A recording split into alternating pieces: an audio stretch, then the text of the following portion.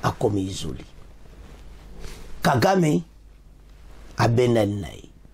Mais Kagame a un problème. Ba promesse to apesa Kabila ba kopi kufi. Kabila ba promesse nyo so apesa ki 1-23. Ako kasuko réaliser ngouti. Kabila za entre azana danger ko sakanati ba nanyo Kagame. Kagame azana problème sérieux parce que ba promesse to apesa ki ba 1-23. Na ba AFC ba promesse to apesa ki ekena mai.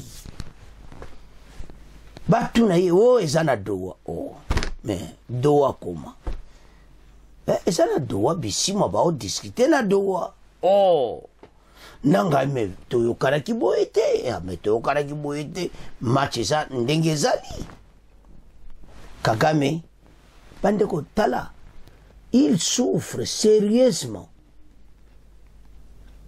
selon bisende to mona yaya aso souffrir mentalement. Pour récupérer les ossenga soit là la so combien de jours.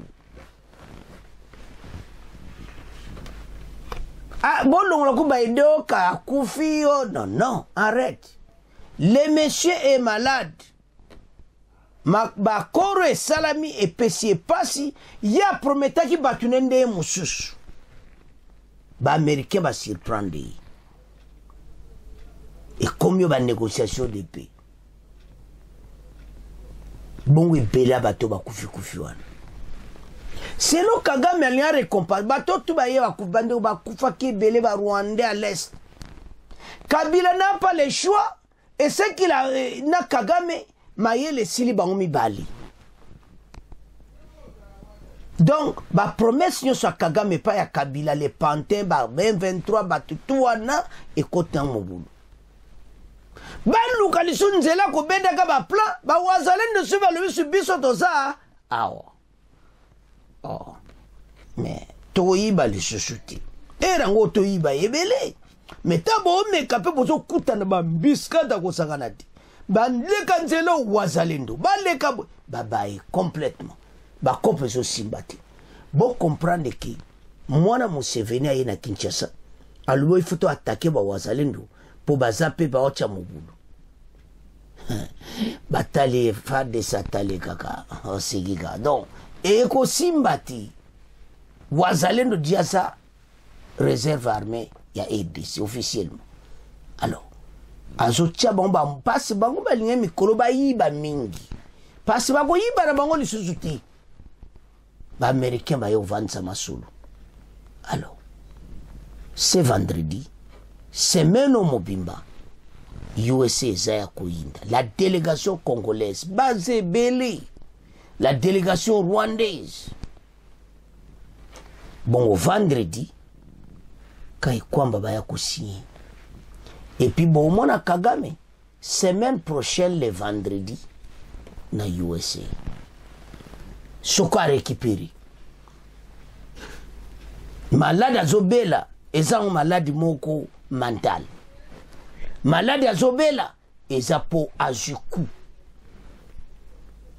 Le président Fachi a réalisé un coup jamais vu. Monde entier eza kotala. L'heure est grave. Les Congolais, levons-nous ensemble derrière ce gouvernement.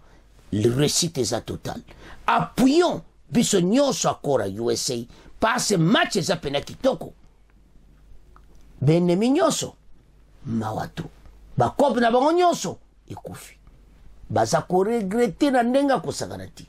Alors bana mboka c'est à ce point to comment clôturer mission la biso bon continuer ko s'abonner bon partager au revoir à la prochaine.